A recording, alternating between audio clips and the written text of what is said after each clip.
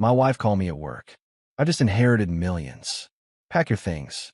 Get out of my house. When I came home, divorce papers were waiting. I smiled, signed, and said good luck. She thought she'd won. She had no idea what her uncle had left in his will, or what I'd been hiding from her. My name is Henry Lane. I'm 52 years old, and I own a precision machining shop in northern Ohio. For the past 28 years, I've been cutting metal to tolerances measured in thousandths of an inch. When you work with that kind of precision, you learn that small details matter. A measurement off by a fraction can ruin an entire piece. I wish I'd applied that same attention to detail to my marriage. The phone call came on a Tuesday afternoon. I was in the shop, checking a run of aerospace components we were making for a defense contractor. The machines hummed around me, a steady rhythm I'd known for decades. My phone vibrated against my hip, cutting through the noise. I pulled it out and saw Brandy's name on the screen. I stepped away from the machines to answer. "Hey, what's up?" Her voice came through crystal clear, and there was something in her tone I'd never heard before. Not anger, not sadness. Victory.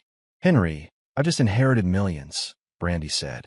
No hello, no preamble, just straight to the point. "Pack your things. Get out of my house." I stood there in my shop, surrounded by the machines I'd built my business on, and felt the world tilt sideways. Around me, two of my guys were working on a lathe, completely unaware that my life was imploding. "What are you talking about?" I asked, keeping my voice level. "Uncle Raymond's estate finally cleared," she said. "Everything's official. The attorney called me this morning. So I'm telling you now, pack your stuff and get out. Today." I glanced at the clock on the wall. 2:15 in the afternoon. "Brandy, we need to talk about this." "There's nothing to talk about," she said. "I'll be at the house at 6. I expect you gone by then." The line went dead. I stood there for a moment, phone in my hand, and felt something settle into place. Not panic, not even surprise, really.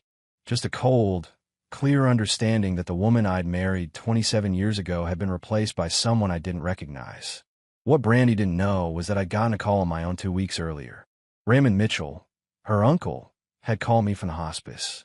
His voice had been weak, but his mind was sharp as ever. "Henry," he'd said, "I need to tell you something about the will. There are protections in place for you. Brandy doesn't know about them yet. When she finds out about the inheritance, she's going to make a move. Be ready." I'd asked him what he meant, but he just coughed and said, "You'll see. Just trust the process." And Henry, document everything. So when Brandy's call came, I wasn't blindsided. I was prepared. I left the shop at 5, telling my foreman I had a family emergency. The drive home took 20 minutes, and I used every second to think. Raymond had warned me. He'd seen something in his niece that I'd been too close to see. And now whatever he'd put in that was about to become very important. The house was lit up when I pulled into the driveway. Every light blazing, like she was staging something. I walked into the front door and found Brandy standing in the living room, dressed like she was going to a business meeting. On the dining table sat a folder, papers arranged just so. "You're actually here," she said, sounding almost disappointed. "You told me to come home," I replied. She gestured at the table. "Sign the papers. Divorce petition, separation agreement, property division. My attorney drew them up this afternoon. Sign them and go." I walked to the table and opened the folder. The documents looked official enough, but I've been around paperwork my whole career. These had no court stamps, no case numbers, no notarization. Just threads printed on expensive paper. "Who's your attorney?" I asked. "That's not your concern," Brandy said. "Just sign." I picked up the pen she'd left there and looked at her. Really looked at her. The woman I'd built a life with. The mother of my 2 daughters. And I saw nothing in her eyes but cold calculation. I signed where she'd indicated. Then I set the pen down, picked up my phone, and photographed every page. "What are you doing?" she demanded. "Documenting," I said simply. I went to our bedroom and packed a bag. Clothes, medication, documents, laptop. Everything I needed. When I came back out, Brandy was on her phone, not even trying to hide the conversation. "Yes, he's leaving now," she was saying. Everything went exactly as planned. I stopped at the door and turned back. She was watching me, waiting for me to break, to beg, to show some weakness. Instead, I smiled. A small, quiet smile. "Good luck, Brandy," I said. Then I walked out. I checked into a Hampton Inn off Route 30, The kind of place that asks no questions and has cameras everywhere. Security wasn't paranoia anymore. It was common sense. The room was clean and anonymous, which was exactly what I needed. I set my bag on the bed and pulled out my laptop. Raymond's words kept echoing in my head. Document everything. I started with the bank accounts. Brandy and I had always kept our finances together. Joint checking, joint savings, the whole traditional setup. I trusted her with that. After all, she handled the household bills while I focused on keeping the shop running. I logged into our primary account and started scrolling through transactions. At first, everything looked normal. Mortgage payments, utility bills, grocery shopping. Then I started going back further. 6 months, a year, 2 years. That's when I saw them. Small transfers. 500 here, 800 there. Always to an account I didn't recognize. The account holder was listed as Patricia Reeves, Brandy's mother. My hands tightened on the laptop. I kept scrolling, my stomach sinking with each new discovery. The transfers went back 7 years. 7 years of steady, systematic theft. Some months it was just a few hundred. Other months it was several thousand. I opened a spreadsheet and started adding it up. The total came to $243,000. $250,000. Taken from our joint accounts, transferred to her mother's name, and hidden from me for 7 years. Money I'd earned with my hands and my business, siphoned away while I'd been trusting her to manage her household. I sat back in the cheap hotel chair and felt something cold settle in my chest. This wasn't impulsive. This wasn't a sudden decision made in anger. Brandy had been planning this for years. The inheritance was just her excuse to pull the trigger. I took screenshots of every transaction, making sure the dates and amounts were clearly visible. Then I started looking at other accounts. Credit cards, investment accounts, our business line of credit. That's when I found the second thing. An email notification in my spam folder, dated 3 days ago. From our health insurance company. Request to remove Christopher Henry Lane from family policy, pending review. I clicked it open. Brandy had contacted Blue Shield Medical 3 days before her phone call. She told them we were already separated and requested that I be removed from our family health insurance policy immediately. I have type 2 diabetes. I've been managing it for 8 years with medication that costs $750 a month without insurance. Brandy knew this. She'd been with me at every doctor's appointment. She'd tried to strip my health coverage before telling me about the inheritance. If she'd succeeded, I would have been facing a medical crisis on top of everything else. My prescriptions would have run out in 2 weeks. With my blood sugar uncontrolled, I could have ended up in the emergency room. This wasn't just betrayal. This was calculated cruelty. I took screenshots of the insurance email. Then I opened my email and started a new message to Tom Patterson, the attorney I'd used when I incorporated the shop 15 years ago. I attached everything, the photos of the fake divorce papers, the bank statements, the insurance notification. The subject line was simple: need immediate consultation regarding divorce and financial fraud. I hit send and checked the time. 8:30 p.m. My phone had been buzzing periodically with texts from Brandy, but I hadn't looked at them. Now I opened the message thread. The first one was from 7 p.m. Don't think you can fight this. I have lawyers. 7:15. You always were weak. This is better for both of us. 7:30. Answer me. 7:40. Fine. Be that way. You'll regret ignoring me. 8 p.m. My attorney will be contacting you tomorrow. I took screenshots of all of them. Then I typed a single response. All communication should go through my attorney. I'll provide contact information tomorrow. Her reply came within seconds. You can't afford an attorney. I set the phone down without responding. Let her think whatever she wanted. Raymond had warned me this was coming, and he'd clearly had his reasons. Tomorrow I'd find out exactly what protections he put in place. My phone rang. It was Mia, my older daughter. I answered immediately. Dad. Her voice was tight with worry. What's going on? Mom called me saying you moved out. Dad, what's going on? Mia asked again.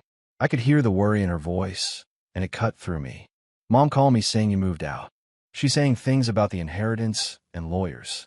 I sat on the edge of the hotel bed and chose my words carefully. Your mom and I are having some serious problems, honey. I'm staying at a hotel for now. But I need you to know that whatever happens between your mother and me, it doesn't change anything between you girls and me. She said you left her, Mia said. Her voice had an edge now. She said you couldn't handle her success. That stung, but I kept my voice steady. That's not what happened. When things settle down, I'll explain everything. But right now, I need to ask you something. Did your mom ever mention anything about your medical school loans? There was a pause. She said she'd help me with them once the inheritance cleared. What? Just curious, I said. How much do you still owe? About $180,000, Mia said quietly. I'm in my second year. It's a lot, Dad. I was counting on that help. My stomach dropped. Brandy was already using money as leverage against our daughter. Don't worry about it. We'll figure something out. Dad, you don't have that kind of money, Mia said. The shop does okay, but not medical school okay. Let me worry about that, I told her. You focus on your studies. I love you, Mia. After we hung up, I sat in the silence of the hotel room and felt the weight of it all. Brandy wasn't just going after me. She was positioning herself to control our daughters through their finances. My phone buzzed with an email. Tom Patterson, my attorney, responding already. Can meet tomorrow 9 a.m. This looks serious. Bring all documentation. I replied, confirming the appointment, then tried to sleep. It didn't come easy. The next morning, I arrived at Tom's office 15 minutes early. He'd been practicing family law for 30 years, and his office reflected that experience. Shelves lined with legal books, a desk covered in organized files, and a face that had seen every variation of human behavior during divorce. Henry, he said, shaking my hand. Sit down and walk me through everything. I spent 40 minutes laying it out. The phone call, the fake divorce papers, the stolen money, the insurance cancellation attempt. Tom took notes, occasionally asking questions, his expression growing more serious with each new detail. And you said her uncle warned you? Tom asked. Raymond Mitchell. He died 2 weeks ago, called me from hospice, and told me there were protections in the will. Tom leaned back in his chair. The estate hearing is scheduled for tomorrow at 10 a.m. at the county probate office. You're listed as a required attendee. Me? I said. What? That's what we're going to find out, Tom said. He pulled out a legal pad. But based on what you've told me, I think Raymond saw exactly what his niece was capable of, and he tried to stop her. That afternoon, Tom and I drove to the probate office for what the notice called a preliminary estate review. It was a gray building downtown, the kind that smelled like old paper and decades of bureaucracy. Brandy was already there, standing in the hallway with a woman I didn't recognize. She was dressed in an expensive suit, all confidence and designer accessories. When Brandy saw me, her face went hard. What are you doing here? I was invited. I said simply. This is family business, she snapped. Mr. Lane was specifically requested to attend, Tom said, stepping forward. By the deceased. We were called into a conference room. A probate officer, named Mrs. Delgado, sat at the head of a long table, a thick file in front of her. She was probably 60, with sharp eyes that missed nothing. This is an unusual case, Mrs. Delgado began. Mr. Raymond Mitchell's will contains several specific provisions that require review before distribution can proceed. She opened the file. Mrs. Lane, you are the primary beneficiary of an estate valued at approximately $1.2 million. Brandy's companion smiled. I saw my wife's shoulders relax slightly. However, Mrs. Delgado continued, there are substantial restrictions. The estate includes 3 rental properties with sitting tenants. The will specifically states that these tenants cannot be evicted or have their rents increased beyond CPI adjustments for a period of 5 years. I watched Brandy's smile falter. Additionally, Mrs. Delgado said, looking at me, Mr. Lane has been appointed as an observer and compliance officer. Any major decisions regarding the estate must be documented and verified by him during the 18-month administrative period. That's insane, Brandy said. He's not family. Mr. Mitchell was very clear in his instructions, Mrs. Delgado replied. He specifically stated that no beneficiary may use estate assets or anticipated proceeds to force a spouse from a shared home without proper legal process and adequate support. The room went quiet. I felt Tom's hand on my shoulder, a silent message to stay calm. My phone buzzed. A text from an unknown number. Mr. Lane, this is David Foster from Foster Realty. Your wife listed your home for sale last night. A buyer submitted a $50,000 deposit. He's demanding contract signing today. Please call immediately. I showed the message to Tom. His jaw tightened. Mrs. Delgado, Tom said, I believe we need to discuss an unauthorized real estate transaction. Mrs. Delgado adjourned the hearing after documenting the unauthorized property listing. Tom and I walked out into the parking lot, and I immediately called David Foster back. He answered on the second ring, his voice tight with stress. "Mr. Lane, thank God," he said. "The buyer is here in my office right now. He's threatening legal action. Your wife assured him the property was clear to sell." "Who is the buyer?" I asked. "Judge Malcolm Sterling, retired federal judge. He's not someone you want to cross, Mr. Lane." My stomach dropped. A federal judge. Of course Brandy would find someone with serious leverage. "I'll be there in 20 minutes, I said. "Don't let anyone sign anything." Tom drove. We made it to Foster Realty in 18 minutes. Inside, a man in his 70s sat in the reception area, perfectly dressed, radiating the kind of authority that comes from 3 decades on the federal bench. He stood when we entered. "Judge Sterling," Tom said, extending his hand. "I'm Tom Patterson, Mr. Lane's attorney. We need to clarify some things about this property." The judge's handshake was firm. "I hope this is quick. I was told this was a straightforward transaction." We moved to a conference room.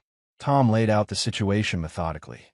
The inheritance, the will's restrictions, the fact that Brandy had no authority to sell the house.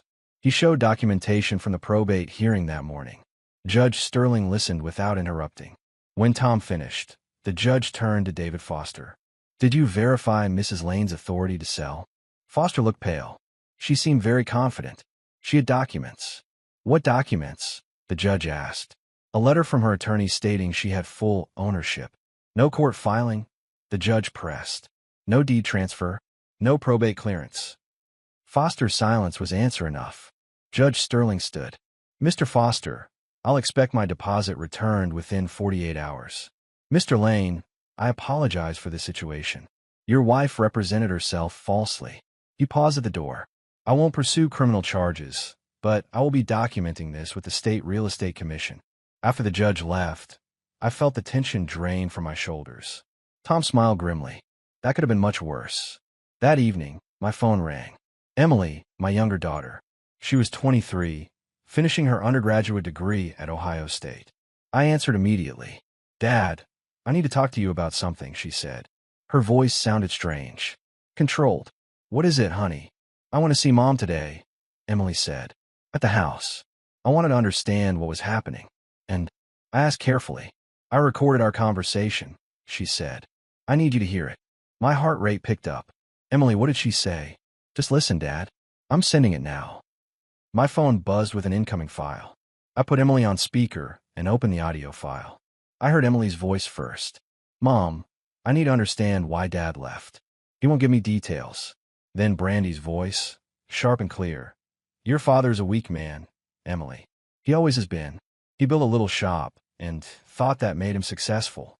I deserve better than spending my life with someone so mediocre."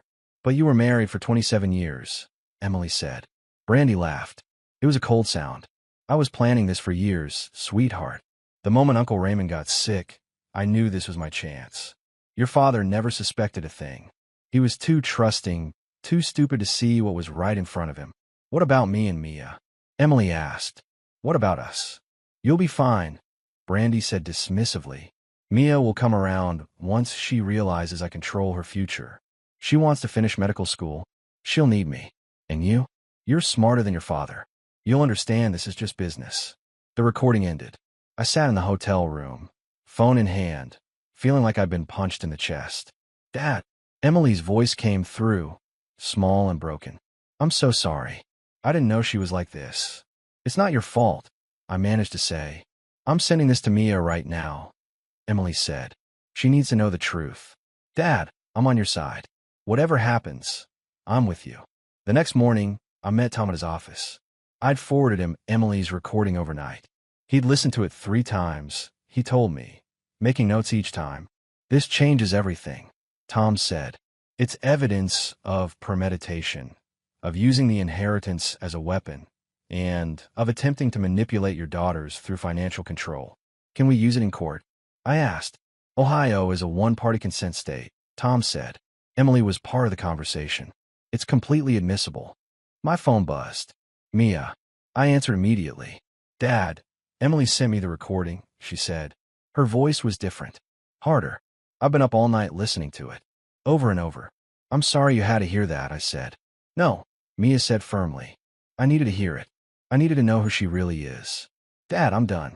I don't care about the money for medical school. I'll take out more loans. I'll work 3 jobs. But I'm not taking anything from her. Mia, that's $200,000, I said.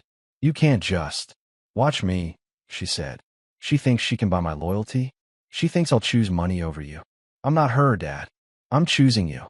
After we hung up, I sat there feeling proud and heartbroken at the same time. My daughter was willing to sacrifice her financial future for what was right. Tom cleared his throat. There's something else we need to discuss. I've been reviewing the documentation from your Uncle Raymond's attorney. There's a package addressed to you personally. It was being held pending the probate hearing. He handed me a manila envelope. My name was written on the front in Raymond's shaky handwriting. Inside were letters. Dozens of them. All addressed to me. None ever sent. I opened the first one, dated 12 years ago. Dear Henry, I saw something today I wish I could unsee. Brandy was at the country club with a man who wasn't you. They were too comfortable together, too familiar. I wanted to tell you, but I couldn't bring myself to destroy your family. I'm sorry. I'm a coward. Raymond. My hands shook as I opened another letter, this one from 9 years ago. Henry, I saw them again. This time I recognized the man. Derek Chandler, your best friend. I've been sick about this for weeks. How do I tell you that the 2 people you trust most are betraying you? I can't, but I'm documenting this. Someday you might need proof. Raymond. I looked up at Tom. Derek Chandler, my best friend since college. Tom's expression was sympathetic. Keep reading. I opened the most recent letter, dated 3 weeks ago, written in barely legible handwriting. Henry, I'm dying, but I had to warn you. Brandy came to the hospice yesterday. She brought papers, tried to get me to sign them while I was on heavy pain medication. She wanted to change the will, remove your protections, make everything simpler for her. I refused. The nurse witnessed it. I'm changing the will one final time tomorrow. Every protection I can think of, I'm putting in place. You've been like a son to me. I won't let her destroy you the way she's planned. Be strong. Trust the process. Raymond. I set the letters down and felt something break open inside me. Raymond had known. For years, he'd known about the affair, about Derek's betrayal, about Brandy's planning. And he'd try to protect me the only way he could. There's one more thing in the envelope, Tom said quietly. I reached in and pulled out a medical document. A blood type compatibility chart from when Emily was born 23 years ago. There were notes in Raymond's handwriting. Brandy, type A. Henry, type O. Emily, type AB. Impossible combination. I looked it up. A parent with type O cannot have a child with type AB. I'm so sorry, Henry. The room tilted. I read it again. And again. Emily wasn't my biological daughter. Henry, Tom said carefully. This doesn't change that you're her father. You raised her. You love her. Biology doesn't. I need to do a test, I said. My voice sounded distant. I need to know for sure. Tom nodded. I'll arrange it. But Henry, think carefully about when and how you want to handle this information. Emily just chose you over her mother's money. She doesn't need to know about this right now. I looked at the medical document again. 23 years of lies. 23 years of raising a daughter who shared Derek Chandler's DNA instead of mine. But Emily had stood beside me yesterday. She'd recorded her mother's cruelty and sent it to me. She called me Dad with love in her voice. You're right, I said finally. She doesn't need to know. Not yet. Maybe not ever. She's my daughter regardless of what some test says.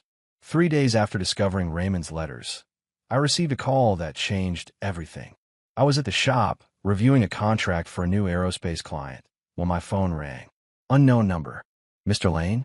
This is Patricia Voss from Titanium Aerospace Industries. Do you have a few minutes? I stepped in my office. I do. What can I help you with?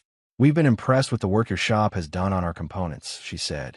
We're expanding our precision manufacturing division, and we'd like to discuss bringing you on as Director of Quality Operations.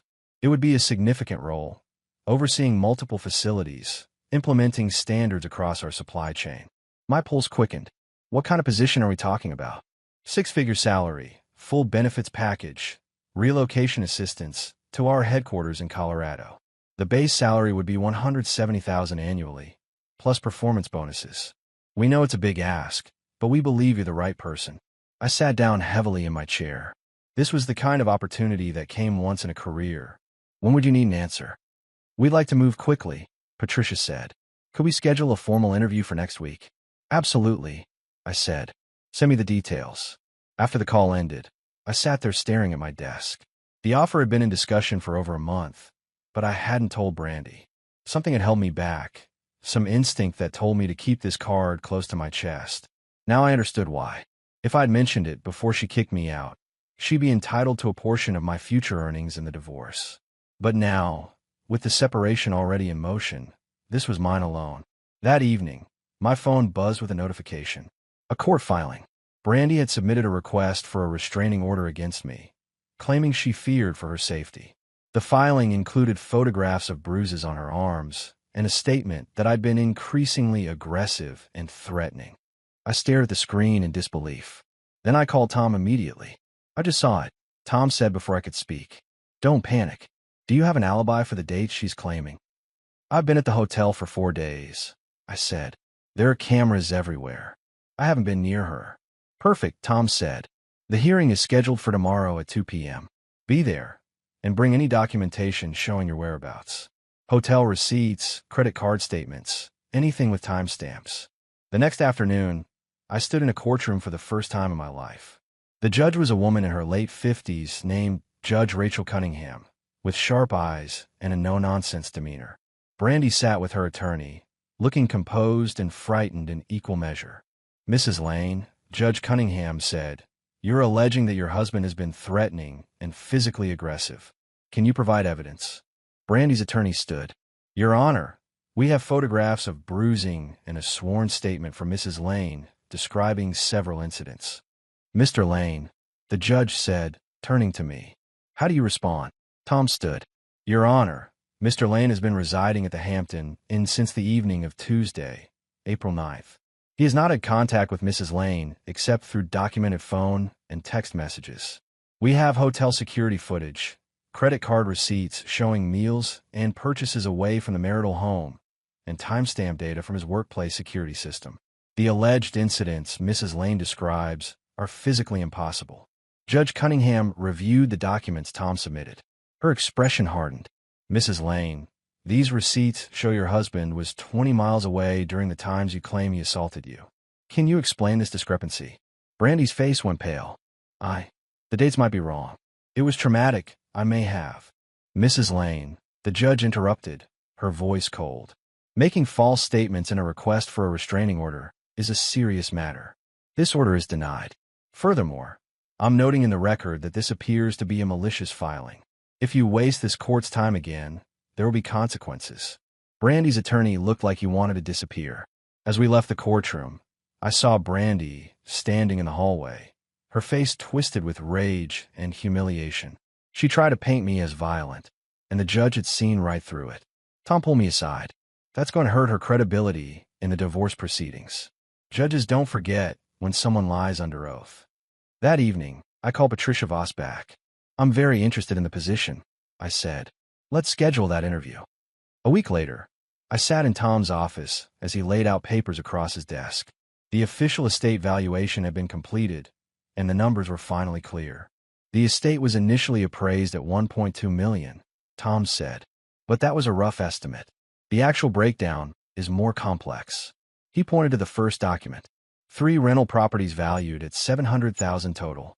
However, they have existing mortgages totaling $210,000. There's also deferred maintenance, roof repairs, HVAC replacements, estimated at another $80,000. So the properties are worth about $400,000 net, I said. Correct. Then there's the investment portfolio, stocks, bonds, some mutual funds. That's valued at $320,000. But Raymond had outstanding medical bills from his hospice care and final expenses totaling $60,000. There are also estate taxes. Tom pulled out a calculator. After federal estate taxes, state taxes, outstanding debts, and mandatory legal fees, the liquid assets available to Brandy will be approximately $400,000. I leaned back. She told everyone it was millions. She told our daughters she'd be worth 5 to 7 million. She either didn't understand estate law, or she was deliberately exaggerating, Tom said. And there's another factor. The will requires that the rental properties remain as affordable housing for 5 years. Brandy can't sell them, can't substantially raise the rents, and has to maintain them properly. Those properties will generate maybe $2,000 a month in net income after expenses. She's essentially locked into being a landlord for half a decade. $400,000 liquid and some rental income, I said. Less than she stole from our joint accounts over 7 years. Significantly less, Tom agreed. And here's where it gets interesting. He pulled out another document. I did some checking. Brandy has been borrowing money. I found 3 personal loans totaling $65,000, all taken out in the past 2 months. She told the lender she had a major inheritance coming and used it as collateral. Who did she borrow from? 2 from friends, 1 from her brother. She promised them all 20% returns once the estate cleared. She's been spending like the money was already hers. I felt a cold satisfaction settle over me. So, when she gets $400,000 instead of millions, she'll have to immediately pay back $65,000 plus interest, leaving her with about $320,000, Tom said. And she's been living in that house without making mortgage payments for 2 months, claiming the estate would cover it. The bank is getting impatient. My phone buzzed. It was a message from an unknown number, forwarded by Tom's office. I opened it and saw a scan of a document, a lease agreement. Brandy had rented a luxury apartment in Columbus, a high-rise downtown. The lease was for 2 years at $4,000 a month. She signed this yesterday, Tom said. She's planning to move into a place that costs $96,000 over 2 years. She thinks she's rich. I did the math in my head. $320,000, minus the apartment lease, minus living expenses, minus maintaining the rental properties. In 2 years, Brandy would be close to broke. What about the shop? I asked. What's her claim on it? The business was established before the marriage, Tom said. But the growth during the marriage could be considered marital property. However, given the evidence of her theft and the fact that you can prove she systematically drained marital assets, I think we can argue for a minimal division. You might have to buy her out for $50,000 to $75,000, maybe less, given her behavior. And my new job offer? Colorado is a fresh start, Tom said. The salary begins after the separation date. It's yours alone. She has no claim to it. I sat there, pieces falling into place. Brandy had destroyed our marriage for an inheritance she'd wildly overestimated. She'd borrowed against money she didn't have yet. She'd rented an apartment she couldn't afford. And she'd done it all while believing I'd be left with nothing. That evening, I was back at the hotel when my phone rang. It was Derek Chandler, my former best friend. I stared at the name for 3 rings, then answered. Henry, he said, his voice uncertain. We need to talk. I don't think we do, I said calmly. Look, I know things are complicated right now with you and Brandy. Complicated, I repeated. That's an interesting word choice, Derek. There was a pause. She told me, I know you've been sleeping with my wife for over a decade, I said. My voice was steady, controlled. I know you stood up as best man at my wedding while planning to betray me. I know my daughter Emily is biologically yours. Henry, I'm going to say this once. I interrupted. You stay away from me. You stay away from my daughters. If I see you, if you contact me, I will make sure everyone in our industry knows exactly what kind of man you are. Am I clear? You can't. Am I clear? I repeated, harder this time. Yes, Derek said quietly. I hung up and blocked his number. Then I opened my email and began drafting my acceptance letter to Titanium Aerospace Industries. 2 weeks after the restraining order hearing, I received a call from Mia. Her voice was tight, barely controlled. Dad, I did something, she said. I need you to know before Mom finds out. What happened? I asked. I want to see her yesterday, Mia said. I brought Emily with me. We confronted her about everything. The affair with Derek, the money she stole, the lies about you being violent. We recorded the whole conversation. My chest tightened. Mia, you didn't have to. Yes, I did, she interrupted. We both did. And Dad, she admitted everything. She didn't even try to deny it. She just said we were too young to understand, and that we'd thank her someday. Where's the recording now? I asked. I'm sending it to you and to Tom. But there's more. She told us that if we choose you over her, we're cut off completely. No money for my medical school. Nothing. She actually said, choose wisely. I heard Emily's voice in the background. We already chose, Dad. We chose you. That evening, I listened to the recording in Tom's office. Brandy's voice came through crystal clear, cold, and calculating. When Mia asked her directly about Derek Chandler, Brandy laughed. Derek and I have been together for 11 years, she said on the recording. Your father never suspected a thing. He was always so trusting, so naive. It made everything easier. What about the money you took from Dad? Emily asked. That was mine to take, Brandy replied. I earned it by wasting my life married to him. Every dollar I transferred was payment for years of mediocrity. And Emily? Mia pressed. Is she even Dad's daughter? There was a pause on the recording. Then Brandy's voice came back, sharper. That's none of your concern. Answer the question, Emily said, her voice shaking. Fine, Brandy said. No, Emily is Derek's daughter. I've known since before she was born. But Henry never questioned it. And it was better that way. Better for everyone. The recording continued, but I'd heard enough. Tom stopped it and looked at me. This is devastating evidence, he said. Between this, the financial records, and her failed restraining order, she's destroyed any credibility she had. What happens now? I asked. We file for divorce officially, citing adultery and financial fraud. We submit all evidence, the recordings, the bank statements, Raymond's letters. We push for a settlement that's heavily in your favor. Given everything we have, I think she'll settle rather than go to trial. 3 days later, Brandy's attorney called Tom, requesting a settlement conference. They knew they were beaten. The settlement came together quickly after that. Brandy received her inheritance, reduced by taxes and debts, to $400,000. I received the house, my business free and clear, and a return of $150,000 of the stolen money. She kept the rental properties with all their headaches and restrictions. The divorce would be finalized in 60 days. I accepted the position with Titanium Aerospace. The pay was better than I'd imagined possible, and Colorado offered a fresh start. I sold the house and most of the furniture. Too many memories, none of them worth keeping. 2 weeks before my move to Colorado, I had dinner with both my daughters. We met at a small Italian restaurant, the kind with red checkered tablecloths and candles and wine bottles. Mia and Emily sat across from me, both of them looking older somehow, more certain. I found a program at University of Colorado that will cover most of my remaining tuition, Mia said. I applied last week. If I get in, I'll be close to you, Dad. You apply to transfer? I asked. I'm not staying here, she said firmly. Not near her. Colorado sounds like exactly what I need. Emily reached across the table and took my hand. I know about the DNA test, she said quietly. I froze. Emily, Tom's assistant accidentally copied me on an email, she said. I saw the results. I know Derek Chandler is my biological father. Emily, it doesn't change anything, I said, my voice breaking slightly. You're my daughter. You'll always be my daughter. I know, she said, tears in her eyes. That's what I came to tell you. You raised me. You taught me right from wrong. You showed me what a good man looks like. Derek Chandler donated some DNA. You gave me everything else. You're my dad. That's never going to change. I couldn't speak. I just held her hand and let the moment settle around us.